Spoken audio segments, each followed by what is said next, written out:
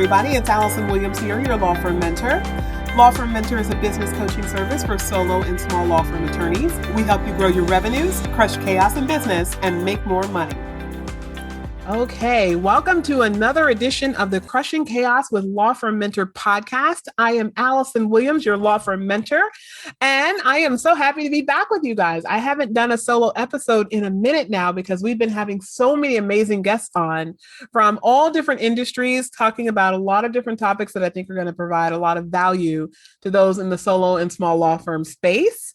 But I wanted to come back to center, as we would like to say, and start talking to you again and start sharing with you some of the insights that make Law Firm Mentor so successful, some of the things that I personally have experienced and some of the things that I know as a business coach for solo and small law firm attorneys that I want you guys to really start thinking about from a mindset perspective so that you can really shift your level of focus and start getting better results in your businesses. So this week, we're going to talk about one of these topics that I think is grossly neglected. And it probably is grossly neglected because I think a lot of people assume that when you are a solo or a small law firm attorney, that you can't afford a recruiter, and therefore you're not going to buy a recruiter. And frankly, a lot of you may be thinking, I can't afford a recruiter. That's far too much money. I'm just going to use the usual pathway, the traditional pathway of writing an ad, posting it on the usual places, seeing who applies, maybe asking around, and hopefully I'll find the right person for the role.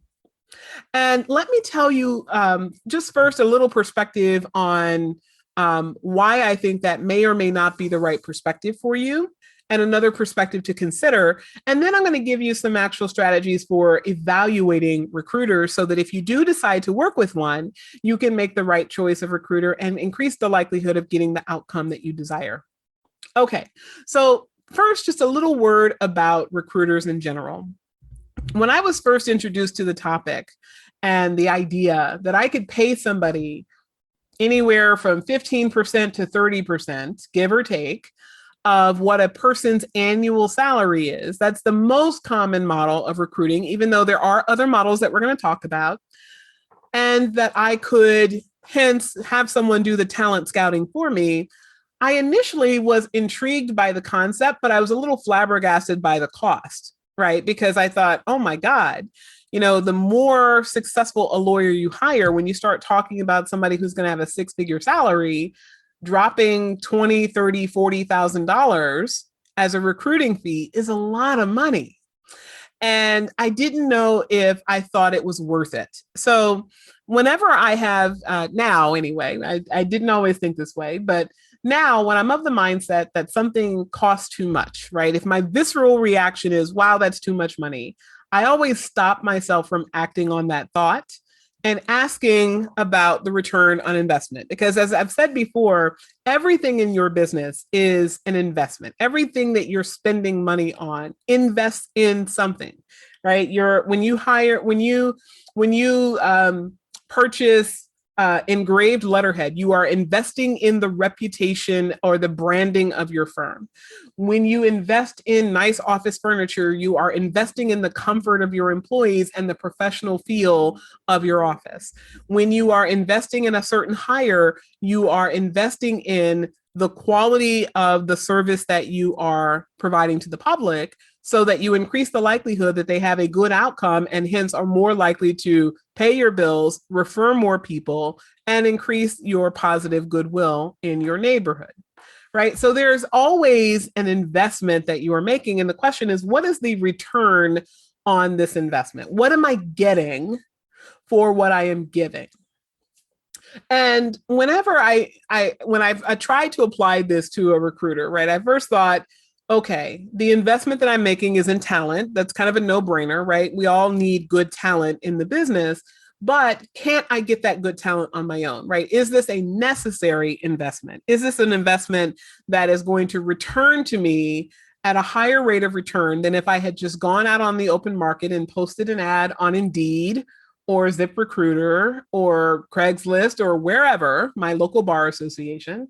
If I had just posted an ad, would I get the same result? And it's interesting because when I first started working with recruiters, the answer was not really, right? Because the people that they were giving me, what I found was there was a huge differentiation between recruiters. Like some of them, they have a database, they go to the database, they look for what you want, and then, they give you what they have and hope that one of those will be a fit. And other recruiters, I find, go out and pound the pavement. Like they are really cold calling salespeople that go out and hunt and fish for exactly what you're looking for. And in the latter instance, I was able to secure two exceptional attorneys for my law firm. But in the former instance, because I didn't know at the time, you don't know what you don't know, right? In the former instance, I got good candidates, but nobody that quite fit the bill, right? It was always trying to fit a square peg into a round hole and thinking, well, I can make it fit. I can make it work. I'm desperate for talent, right? And we've already talked about on several episodes of the podcast, not hiring out of desperation. So we know that we're not supposed to be doing that. But the reality is when you've got the pressure of mounting cases, right? More cases than you can handle, that fear of malpractice and grievance is real.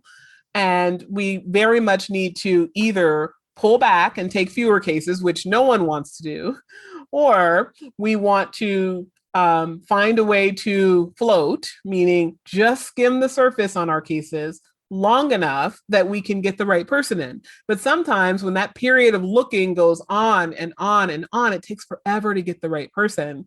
At some point, you're like, okay, we can only skim for so long. Some of these cases are going to require some real deep dive soon, and we just don't have the bandwidth for it. So when I started working with recruiters, it was a real eye opener when I started to learn the distinctions between recruiters and some of the questions that you need to ask them, right? So I'm going to cover some of that today. And I want you to approach this with a perspective, not of, all right, why should I adjust my mind to pay a recruiter, right? That's not the purpose of today's show. The purpose of today's show is really to open up your eyes to how you can legitimize what they require in terms of an investment relative to what you're going to get, and increasing the likelihood that if you do work with a recruiter, you're going to get something far better than if you were passively approaching it the way that I think most of us do, certainly the way that I did when I first started working with recruiters. Okay. So the first thing to understand about recruiters, okay, we're going to call these our strategies for success with recruiters. Okay, so strategy number one is to understand that most reputable recruiters will include a form of guarantee. Okay, and you have to understand so that you can make an intelligent decision and ask intelligent questions and sometimes negotiate what is an appropriate fee and what is an appropriate guarantee, right? So the better the guarantee, typically the higher percentage that you're going to pay of your candidate's first year salary. So just by way of example, like let's say you hire a recruiter, they charge 25% of first year salary. Usually, by the way, that's based on base salary. It's not typically inclusive of any putative commissions that have not yet been earned. It's not usually inclusive of discretionary bonuses. If you have a bonus structure that is based on hitting KPIs, it usually does not include the bonus structure at all. It usually is based on the base salary. So recruiters become a much easier sell when you have structured your role for a closer, right? When you're looking for somebody who can go out and generate business, and you're going to pay a modest base salary because you're going to pay a generous percentage on originating because that's the behavior you want to incentivize. In that scenario, the recruiter makes a lot more sense and is easier to swallow because you're paying a percentage of a much lower fee. You're paying a percentage on the base comp, right? And I have seen some recruiters say they want it based on target comp, but most of them will say they want it based on base comp. Okay. The guarantee is going to get much leaner when the percentage goes down. And if you think about it, that makes sense because in fairness, if somebody is doing all this legwork and they're going to get a smaller return on their investment of time to find you the person because you're going to pay a lower fee, then they're not going to give themselves an open-ended window to replace the person. They're going to say, if I get less for this person, there is more onus on the business owner to vet the person, to make sure that person is the right hire. Because if you hire poorly, That's on you, not on me. Right. So usually with guarantees, you're going to get something along the lines of a promise to replace your candidate if after 60 days, after 90 days, usually it's not going to go out much longer than that. It's usually 30 to 90 days, right? Somewhere in that window. If the person does not work out, they will replace that candidate. So, and the replacement can either be a clawback of the fee you paid for the first candidate, or it can be applied to the next candidate, meaning candidate number one, I paid 25% of $100,000. Candidate number two, let's say that is a rock star and that person comes in and requires a compensation of 120. Well, there's a $20,000 differential. The recruiter could say that they would waive the difference, that 25% of the additional $20,000, they would waive that because you went through the ordeal of working with the first hire that wasn't the right fit. Others will say, I won't charge you for the second candidate, except if there is a higher fee for that candidate, I want the difference, right? So they do want that 25% of that additional $20,000. But either way, the guarantee usually is given to you as a benefit in the sense of you're not going to pay or be expected to retain the payment. I'll say you're not gonna make a payment that you can't get back or a payment that can't be applied to something else unless you fail to hire someone who meets the criteria, or you fail to get the right candidate in because the recruiter didn't deliver to you, right? So it's kind of an idea of a reciprocity, right? I'm only going to charge you if I produce for you.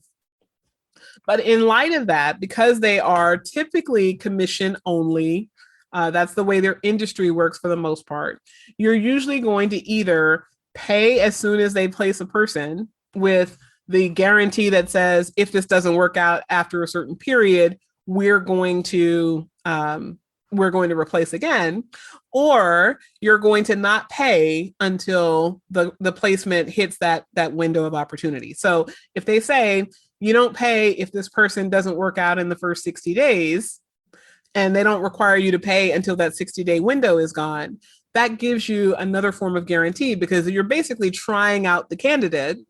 I mean, you're still having to pay the candidate, but you're not paying the recruiter. You're trying out the candidate from the recruiter's perspective to see that they're the right fit for you.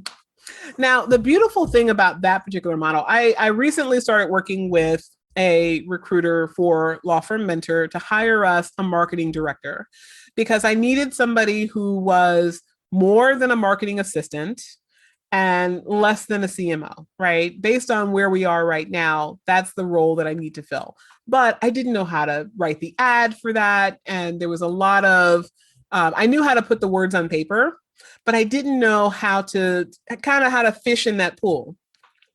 And I'm sharing this with you because a lot of times people will assume that because I'm a business coach that, I figured out all things business. So therefore, if I need something for my business, I ought to be able to figure it out. And if I tell people I haven't figured this out yet, that somehow means that I'm not capable in the business. And I disagree.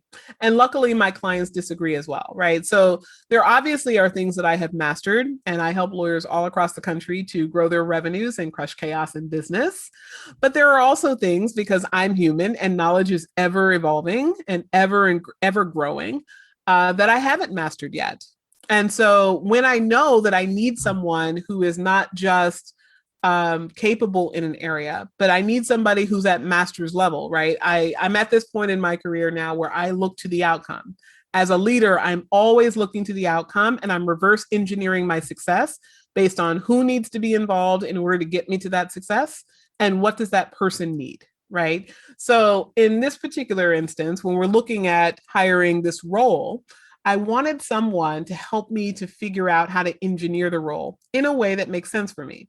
Because I'm at a place where I am marketing all the time, right? And we use this phrase in Law Firm Mentor frequently. I'm sure you've heard me say it before, always be marketing, right? So if I'm supposed to always be marketing, but I'm also the CEO and I'm leading two companies and we're hiring in a lot of different areas in both companies because both companies are growing, then how am I going to be effective at this new thing until I have done this new thing? So rather than take the toll on my business that I know it would take for me to practice on hiring what I think I need or what I feel I need, I would rather turn myself over to a professional who does nothing other than recruit in this space and say, this is somebody who knows this space, knows these candidates, knows how people function, and can help me get to the right person, right? Can help me get to the right type of candidate and can help me engineer the role in a way that it's going to be the most successful for my company. So, in working with this particular recruiter, not only do I get the benefit of not paying the fee until after the placement has been with me for 75 days, which is really, really desirable, but there's also the benefit of having someone who knows the people, boots on the ground in this area, and can say, these are the things that you can expect for the salary that you are inclined to pay. Or here are appropriate salaries for the level of professional that you want.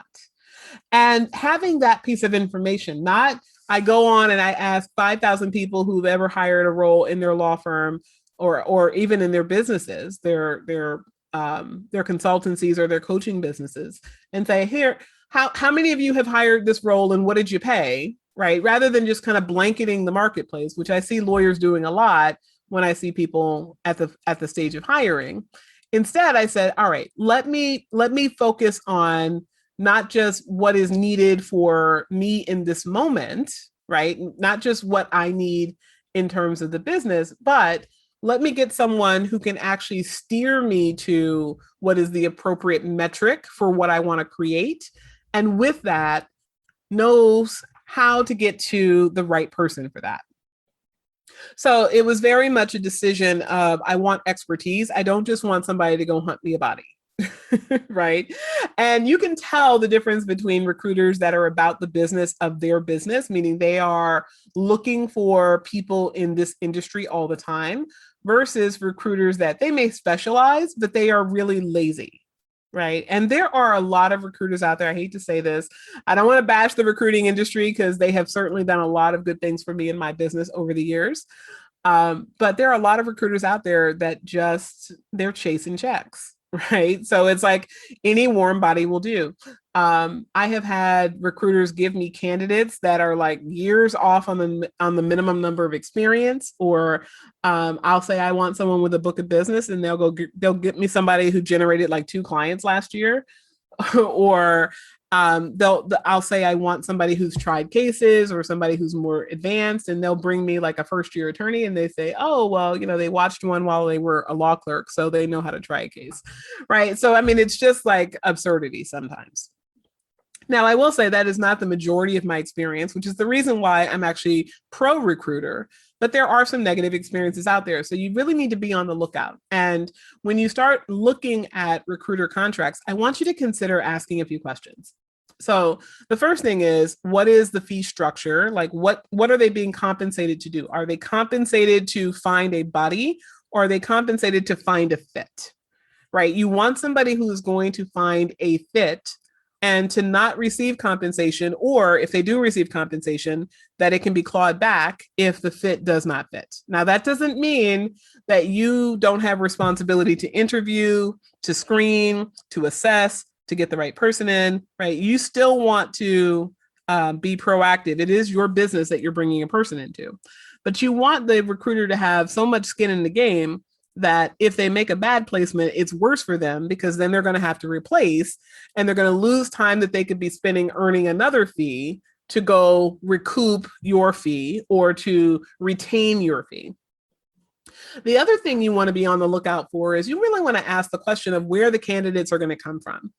I had a recruiter one time who essentially blew up my business because I had an employee who was not working out well in the role that I had her in. And she had previously said she wanted to shift over to more of a customer service type role, like a client liaison. And we had the resources to be able to have her do that. But I needed to have someone fill her role, which at the time was sales, right? She was handling consultations for our office. So I decided I was going to have a conversation with her about shifting the role, but I was nervous about doing that because I didn't want her to check out on sales. I didn't want her to like say, oh, I don't have to really focus on this anymore or focus at being good at this anymore because I'm going to be doing something else, something that I want to do. So I decided that I would hire the person first, or at least locate the person, and then have the conversation with her. Well, that turned out very, very poorly because this recruiter, I found one recruiter that purported to be focused on hiring and recruiting salespeople. And they worked with me on what I needed, and we talked about what it would look like to have a salesperson in my law firm. And they talked me through kind of what seemed like a good process of getting all the right information. And then they told me they would take that ad and go shop it to individuals. And when they identify the right individuals, if the individual was interested based on the parameters of the ad, they would then go and bring me the candidate, right? And what ended up happening was they posted this job ad, including the name of my law firm, in a public forum. And that was then shared to a Facebook group of people in my town or the town where my law firm is, so that ultimately my salesperson learned that her job was being advertised, right? Because she knew we weren't adding another salesperson. We didn't have the volume for more than one. And that basically caused a crisis. And when I say a crisis, I mean, I'm out of town, I'm at an event, and I received a very distressed call from my office administrator who told me that this person had come to her essentially and said, "Are you firing me? Are you replacing me?" And she said, "Of course not. Why would you think that?" And then she said, "Well, I found out this. Here's the ad." And then she posted, shared the ad with my office admin. And my office admin said, "Listen, we're not replacing you. Like, take a deep breath." And I mean, she was so irate and so hostile and so, she was wildly emotional about it. And understandably so. I mean, she feels like she's basically being replaced and she's going to be told, "You've got your walking papers." And that wasn't the plan. But I will tell you this: when an employee believes that they are about to be fired, when they have kind of gotten either the wind of it or they have a belief about it, and you don't immediately fire them, you are causing yourself more harm than good.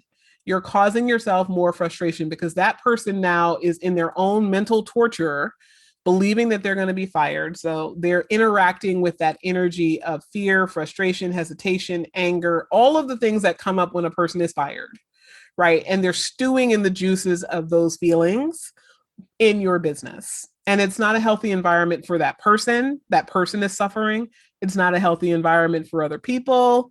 So that is, I know that that's a long aside, but I share that really because that was a very, very, very big learning experience for me, because I went back to the sales recruiter and their attitude initially was one of passivity, like, "Oh, well, we told you we were going to create an ad." And I said, "Here's what I authorized you to do."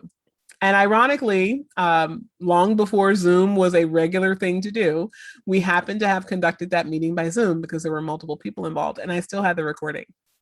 So I could go back and listen to the recording and I could say, "Okay, so here's what we agreed upon, and you did something different. So it's fine that you don't want to take responsibility for that. I'll never work with you again, and I will make sure that no one I know ever works with you again. But as to this, you have now caused damage to my business. So what are you going to do to remedy this?" Now, luckily, this was a recruiter that did not require any type of payment before they found a candidate. So I didn't lose any money, but I did lose money in the sense of what my office culture was while we were in the space.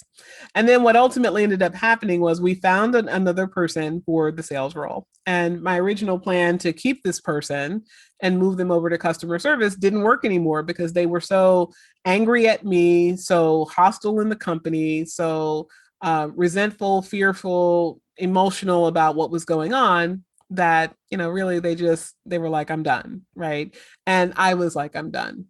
So when we found the person, we let the original person go. But that all happened because a recruiter did not confirm that what they were what they were authorized to do would be all that they would do, all that they would do. So if you are looking to use a recruiter for someone for a role that you have in your business and you haven't replaced that business yet, you haven't replaced that person yet, you're not at a net zero, you either have other people in the role and you're looking to supplement, or you're looking to replace someone, it's really important that you say that to the recruiter and that you emphasize to them they have restrictions on where they're allowed to fish, what they're allowed to say, whether or not they're allowed to disclose your office name, etc. Okay. Another consideration, this would be I guess what I would refer to as the second key strategy, is looking at hourly versus contingent fee services with a little bit of skepticism. Now, when I say skepticism, I don't mean that you should immediately assume that somebody that charges hourly to hunt you, the person, is a shyster or a cheater or whatever, right? You can have someone who says, I'm going to break the mold. Like once upon a time, the billable hour had become the standard in the legal profession, and people that charged a flat fee were breaking the mold. Right. So now there's like a movement afoot of people believing that flat fees are better. So there's a lot of discussion around flat fees versus hourly fees. But once upon a time, right, when everybody was doing billable hours, the flat fee folks were the trailblazers, the innovators. And the way that they oftentimes position themselves then and now is, we offer you something that billable hours can't offer you. We offer you the certainty of knowing what your fee is going to be and having a cap on your exposure and all of those things. And in some way, denigrate the billable hour model in order to promote the flat fee model. And I see that same type of process happening when I spoke with recruiters that actually charge by the hour. They would say, well, when you're charging by the hour, I feel I'm going to be compensated no matter what. So yes, I want to get you to a place of success, but my goal then is not constricted by, my goal is to place a body as soon as possible and put in as few hours as possible, because if it's contingent, then I want to work as little as possible to earn my fee, which means I'm going to give you just any body I humanly can trick you into taking and hope that it works out, versus when I'm paid hourly, I have an incentive to take as much time as needed. Now, you could say in either of those models, there is room for misconduct, we'll call it. Just as there's room for misconduct with flat fees, you could have a lawyer that something takes 10 minutes, but they track their time and it takes 2 hours because they want to justify working longer on one case than another, or they want to justify being inefficient. Or on the flip side, the billable hour, what people always complain about is lawyers will just bill anything, right? I went to the bathroom, point 2. I got on the phone, point 1, right? They'll bill anything just to meet the billable hour. So there's room for misconduct in people that are inclined to engage in misconduct, just as there's room for good behavior in those who are inclined to always be pursuing good behavior. Same thing with this. So if you have an hourly based person, you want to start asking some questions about how long on average does it take you to place this role? What are some of the criteria that would drive up the number of hours it takes to place this role? How often have you placed under an hourly model versus a contingent model? And what are the average fees that you are charging, right? Because if somebody is charging hourly, one has to surmise that they determined that that was the better economic model for them. Now, that could be wrong, right? Just as there are lawyers that choose flat fees and then charge so low a flat fee that they could never be profitable. If they had charged hourly, they would be making a lot more. So people don't always do the math to figure out their best economic interest when they choose a model. Sometimes people choose a model because they think it's easier to sell. But with hourly versus contingent in recruiters, you really want to ask them what is their metric, right? How long has it taken them to get to that success point to know whether or not, does it make sense for me to pay you, I don't know, $100 an hour? I'm just going to use a flat number. I don't even remember what the hourly fees were. Does it make sense for me to charge you $100 an hour? Or does this make more sense that instead of $100 an hour, that I pay 15% of the salary, right? Especially if you're placing someone at a lower level, those hourly fees can add up pretty quickly. Okay. And the last thing that I want to note, this is kind of the third key strategy on optimizing your use of recruiters. About recruiters is I want you to really be thinking about expertise and to know that expertise does matter when you are placing non-lawyer roles. Now, I say non-lawyer roles because I think most people know that if you're looking for a recruiter to place a lawyer, they need to have experience placing in the legal industry. I think most of us would generally instinctually know that, right? How many lawyers have you placed? How many lawyers in my marketplace have you placed? How many lawyers at my size firm, at my price point have you placed? But when you start looking at other areas, marketing, sales, admin, office admin, when you start looking at roles that are more customary in a non-professional services firm, marketing assistants are not, unique to law, right? They're out there in other businesses. When you start looking at those roles, you really need to look for somebody who spends a lot, if not all of their time fishing in that pond. Okay. So what I mean by that is that there are some recruiters that say, oh yeah, we have a division for healthcare. We have a division for marketing. We have a division for sales. We have a division for clerical. And usually when you start to hear of multi-division recruiters, they are usually placing what I would say is, for large companies, for large corporate infrastructures, no problem with that. But that is not exactly your space, right? They're not placing in the small law firm space. And when you tend to see people dabbling in a lot of areas, it becomes more challenging for them to gain expertise in just one area unless they truly do have divisions where the people who are doing the recruiting for you have delved into this arena and stayed in this arena for some time.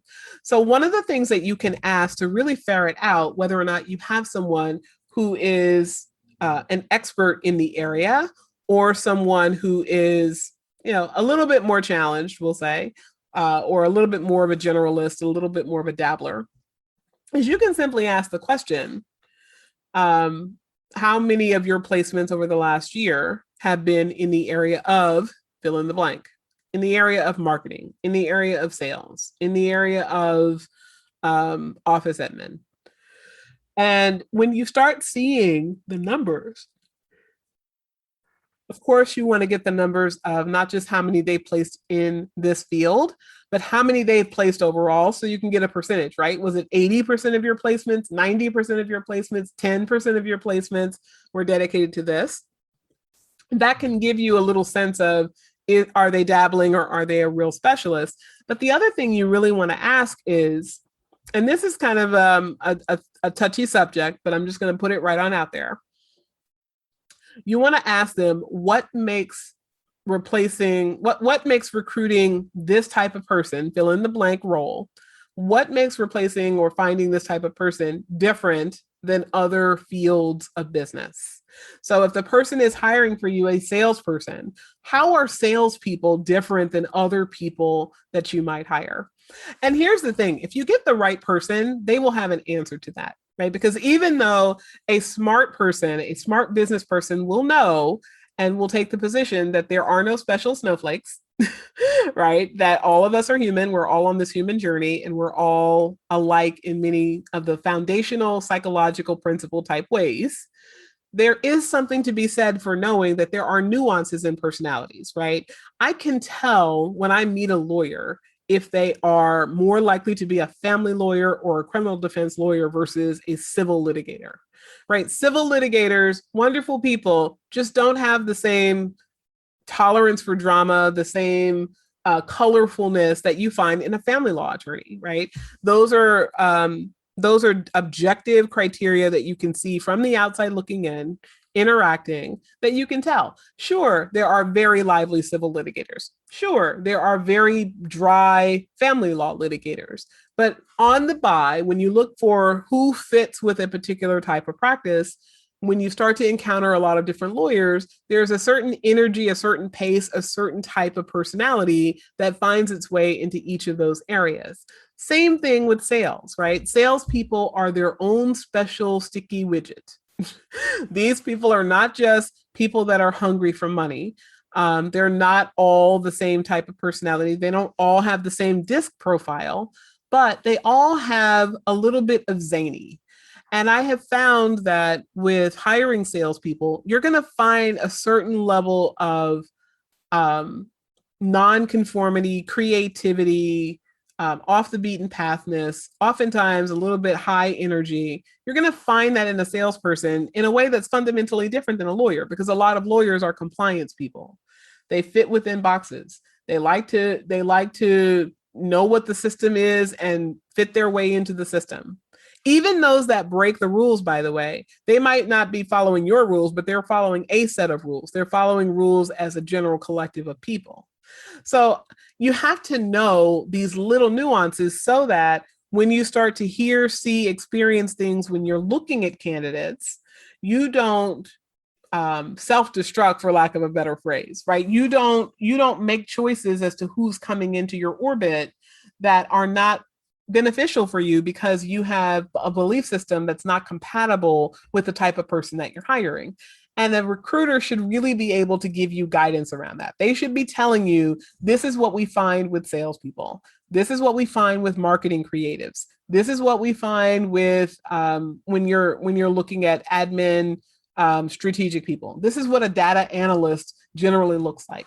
So you want to have somebody who has a lot of experience in that area, because that's going to ultimately make you more successful at hiring the right candidate and also more successful at engineering their role when you bring them in. All right, everyone. Thank you so much for tuning in for another episode of the Crushing Chaos with Law Firm Mentor podcast. I am Allison Williams, your Law Firm Mentor. Everyone, have a great day.